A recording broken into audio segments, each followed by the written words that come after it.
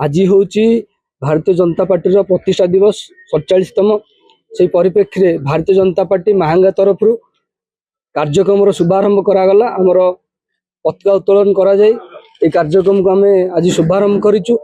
3 दिन धरी कार्यक्रम चलो विभिन्न प्रकार 3 दिन में विभिन्न प्रकार कार्यक्रम रखा जाए। स्वच्छ भारत हॉस्पिटल फल बंटन एमती बहुत गुड़े कार्यक्रम सब धीरे धीरे करा आज दिन में भारतीय जनता पार्टी समस्त अगणित कार्यकर्ता मान को अशेष अशेष अभिनंदन और धन्यवाद। से अशेष परिश्रम और निष्ठा जो आज भारतीय जनता पार्टी यही स्तर में पहुंची।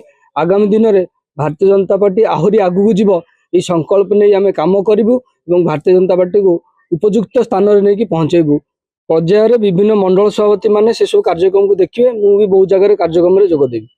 पंचायत इलेक्शन जो आसो प्रस्तुति अच्छी आम प्रस्तुत हो सब भारतीय जनता पार्टी प्रस्तुत हो थाए। तो से कौन आमर मन में कौन द्विधा नहीं जितेबाला इलेक्शन आसो आम सम्मुखीन और भारतीय जनता पार्टी ये भल रिजल्ट कर तार कथा आपण मैंने कहे और साधारण जनता कहे भारतीय जनता पार्टी तार काम करुच्ची। भारतीय जनता पार्टी कम केते दूर लोक संतुष्ट अच्छा कहते आपण बहुत से विषय अवगत अच्छा।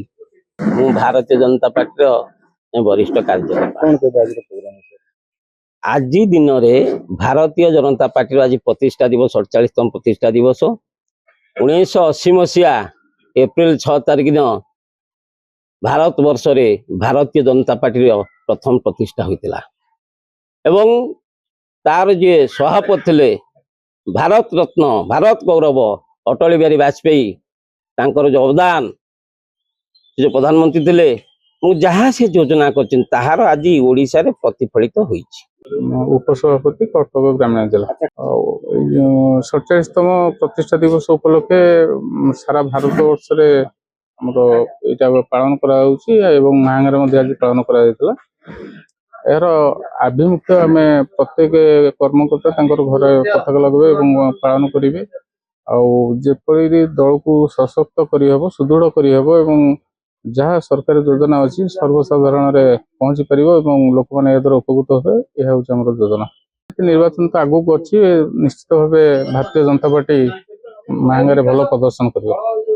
जदि आपंक आम भिडी भल लगा तेब आम चैनल को लाइक शेयर और सब्सक्राइब करने को जमा भी भूलु नहीं।